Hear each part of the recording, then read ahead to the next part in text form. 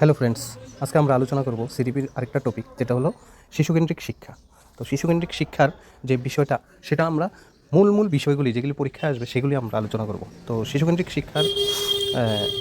শিক্ষার প্রাণকেন্দ্রকে শিশু। আধুনিক শিক্ষা শিশুকেন্দ্রিক শিক্ষা কিন্তু। শিশুকেন্দ্রিক শিক্ষার সূচনাকাল 1800 শতাব্দীতে। শিশুকেন্দ্রিক শিক্ষার জনককে জ্যাক রুসো, ঠিক আছে। রুশোর পূর্ব চিন্তাবিদ যারা শিশুকেন্দ্রিক শিক্ষার কথা ভেবেছেন তারা হলেন কোয়েন্টিলিয়ান, ইরাসমাস, কোমেনিয়াস। আর পরবর্তী চিন্তাবিদ হলেন Pestalozzi, Herbert Spencer, Froebel, Dewey, Rabindranath, Gandhiji. আর শিশুকেন্দ্রিক শিক্ষার বৈশিষ্ট্যগুলির মধ্যে রয়েছে মানে শিক্ষার্থীর স্বাধীনতা, এই শিক্ষা সক্রিয়তা ভিত্তিক, তারপর ব্যক্তিকেন্দ্রিক শিক্ষা ব্যবস্থা, অভিজ্ঞতা ভিত্তিক শিক্ষা ব্যবস্থা, শিক্ষার্থীর সৃজনী পৃহাকে চরিতার্থ করে ব্যক্তিগত অনুরাগ জাগ্রত করা, ব্যক্তিত্বের পরিপূর্ণ বিকাশ, মানবিক সম্পর্কের উন্নয়ন, মনোবিদ্যার আদর্শ প্রয়োগ, স্বতঃস্ফূর্ত শৃঙ্খলা, জীবনকেন্দ্রিক শিক্ষণ পদ্ধতি, শিক্ষার্থীকে সুনাগরিক গড়ে তোলা, বিদ্যালয়ের ভূমিকা। দেখুন, যে বিষয়গুলি আলোচনা করছে বৈশিষ্ট্যর মধ্যে, সেগুলি কিন্তু একটা কমন বিষয়, যেগুলিকে আমরা কিন্তু ধরতে পারি, একটা কমন বিষয় বলেছি কিন্তু। তারপর হলো শিশুকেন্দ্রিক শিক্ষার তাৎপর্যের মধ্যে কী কী রয়েছে, চলুন একটু দেখি। ভারতীয় দার্শনিকগণ, প্রকৃতিবাদী, প্রয়োগবাদী, মনোবিজ্ঞানী, জীববিদ্যা এবং সমাজবিদ্যা সকলেই এর গুরুত্ব উপলব্ধি করেছেন, ঠিক আছে। কারা কারা?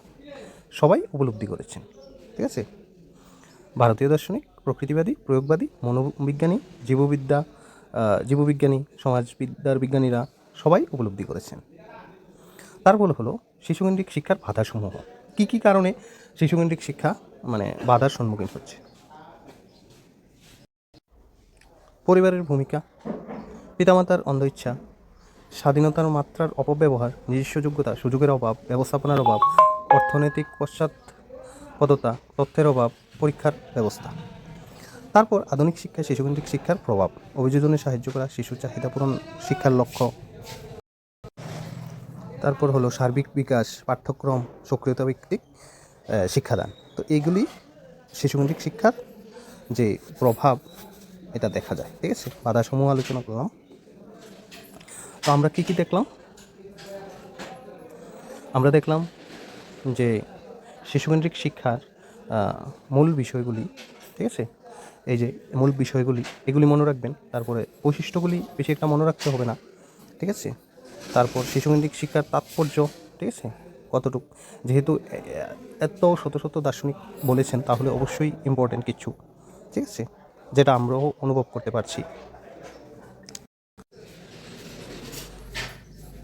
তারপর শিশুকেন্দ্রিক শিক্ষার বাধাসমূহ, এগুলিও মনে রাখতে পারবেন সহজে। তারপর শিশুকেন্দ্রিক শিক্ষার প্রভাবগুলি কী কী। তো এই ছিল সংক্ষিপ্ত আলোচনা শিশুকেন্দ্রিক শিক্ষার নিয়ে। তো এই টপিকগুলি একটু ভালো করে দেখবেন, বিশেষ করে এই পার্টটা একটু ভালো করে দেখে নেবেন, তাহলেই কিন্তু হয়ে গেল। ধন্যবাদ।